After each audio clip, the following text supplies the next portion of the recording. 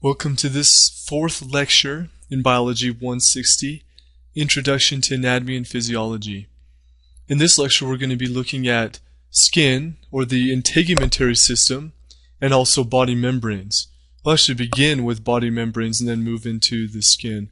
So we're finally getting into organ systems. We've talked about molecular and the chemical level. We've talked about the cellular level.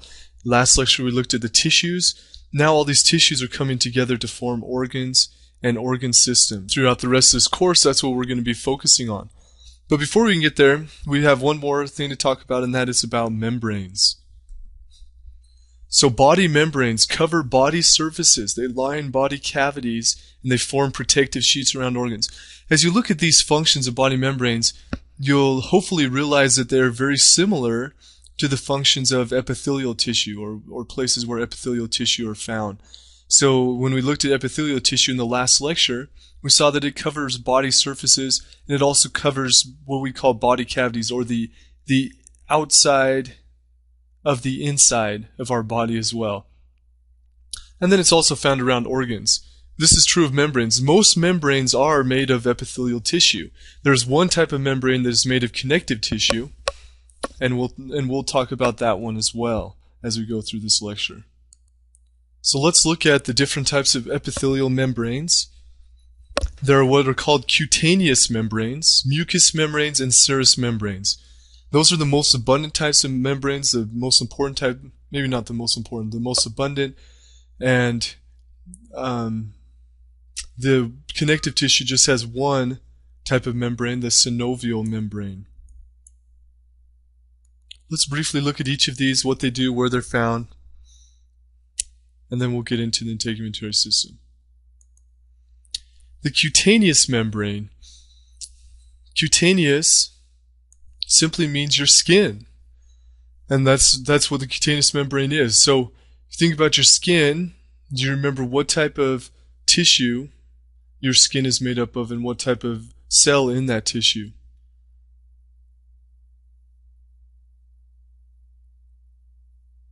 Okay, if you said stratified squamous epithelial tissue, then you're correct. So our outer layer of skin is made of stratified squamous epithelial tissue. Something to notice here is this is a dry membrane. Out of all these membranes, this is the only one that is exposed to air, and so is a dry membrane. And its job is a protective boundary. That's what our skin does.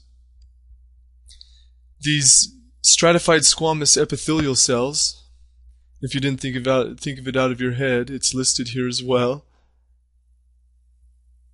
are keratinized.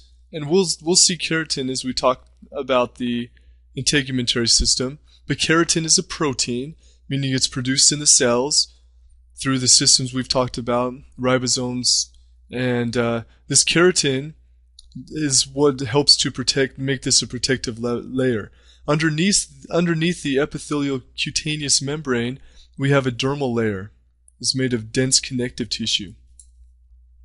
And we'll see that as well as we go through this lecture. That's a cutaneous membrane. Second type of membrane is a mucous membrane. The difference between the cutaneous membrane and the mucous membrane, the cutaneous membrane covers the outer layer of our body.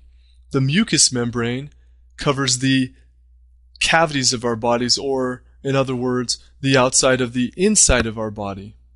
So these are a mucous membrane. The cells in this membrane produce a mucus, so it has a layer of mucus over all of these cells throughout the system. Whereas the cutaneous membrane just has one type of cells, stratified squamous epithelial cells. The mucous membrane has a number of different types of cells depending on what part of the mucous membrane you're talking about. So you can see some of the different mucous membranes as you come into your mouth or your nose. That's the opening to the outside. And then once you get into your mouth, you're going to have a mucous membrane, a wet membrane. Remember, inside your mouth, we also have stratified squamous epithelium similar to your skin cells.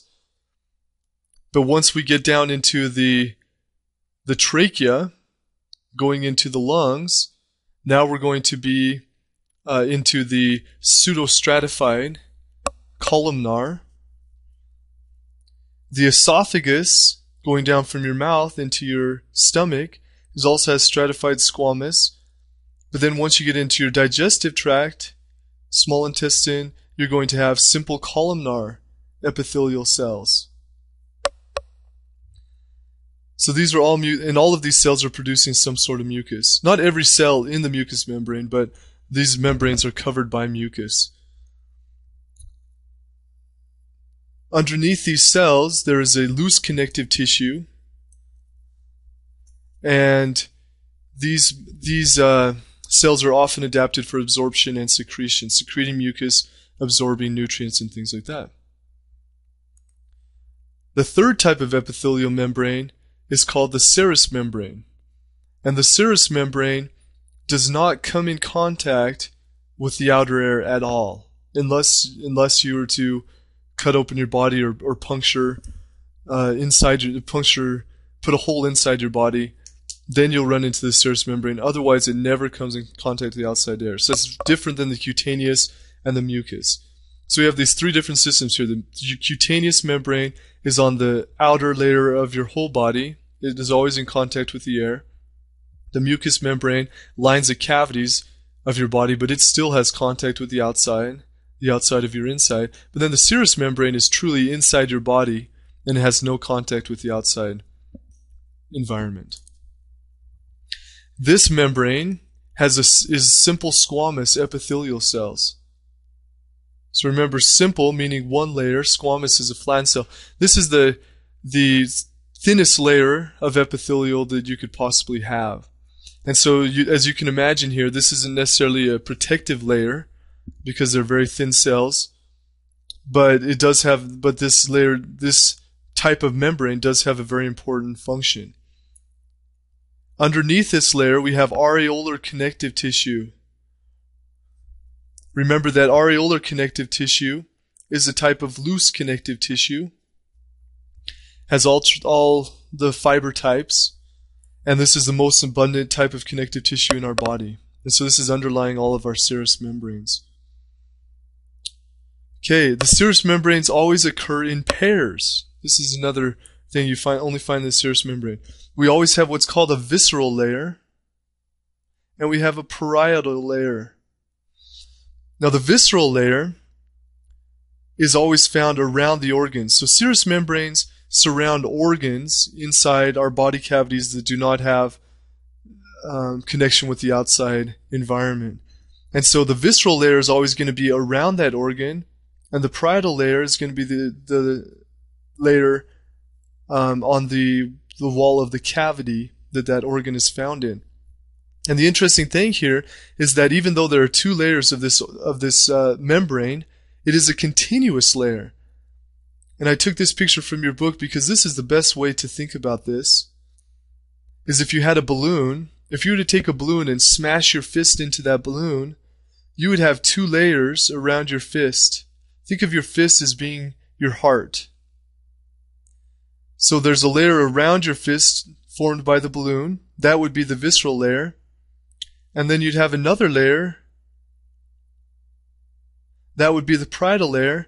And then in between these two layers, you have a space.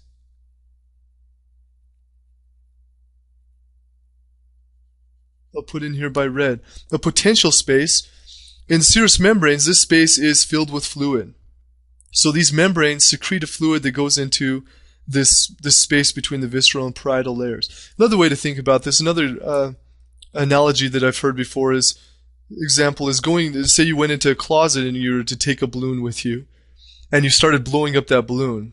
As the balloon gets bigger and bigger, pretty soon it's going to start pushing against the walls of that closet, but because there's a confined space, it can't move outside of that closet. So once it starts to hit the walls of the closet, then it's going to start pushing back around you, and it's going to form around you. Same thing. So the part of the balloon that's around you is going to be that visceral layer.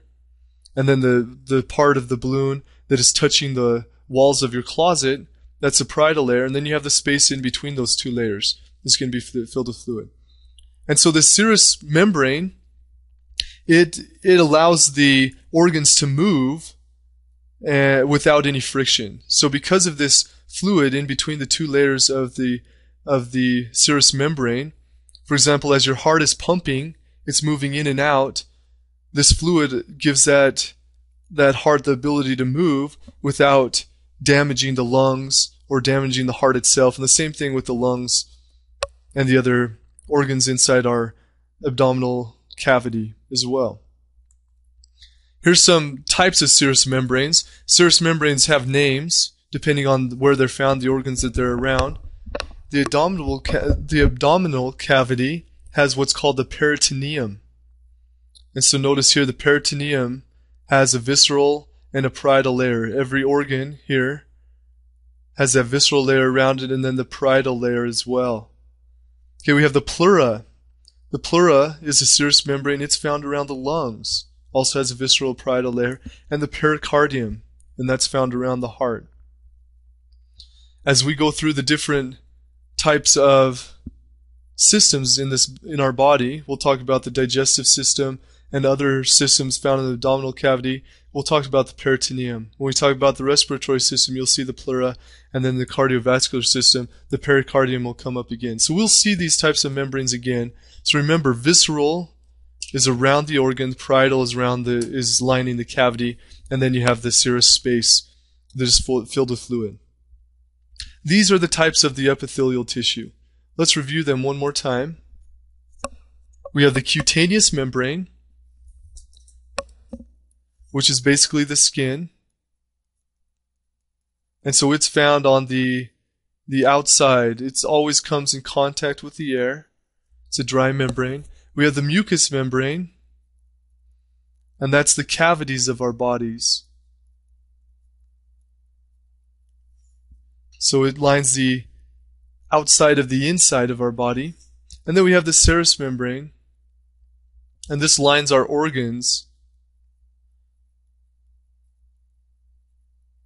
and has no outside contact.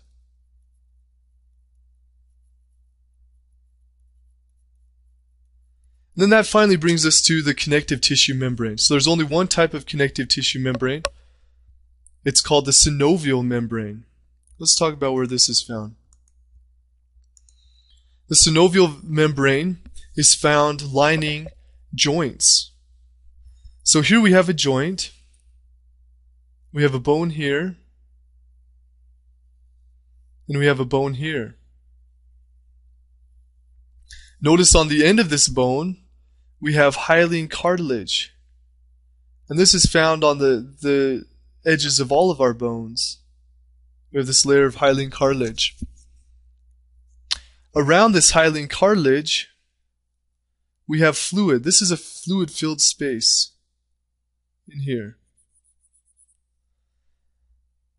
And this fluid is secreted by our synovial membrane. Here's our synovial membrane. Here and here. So it connects with the cartilage, and it creates this space inside here. It's a closed off space in which it can secrete fluid, and this is strictly a lubricating fluid. So our bones, as we're moving around, we don't want these bones to hit each other. We don't even want the cartilage to hit each other. So this fluid here, in this cavity, so the fluid can't break out, so there's pressure in here, that allows for us to move around without having the bones come in contact with each other. If anything happens to this fluid, if it were to leak out, or if it was to become inflamed for some reason, then these bones, well, first of all, the cartilage is going to start scraping against each other. Eventually it's going to get rubbed off, and then we're going to have bone against bone friction. Very painful. And so this synovial membrane is very important in keeping our movements happening without pain.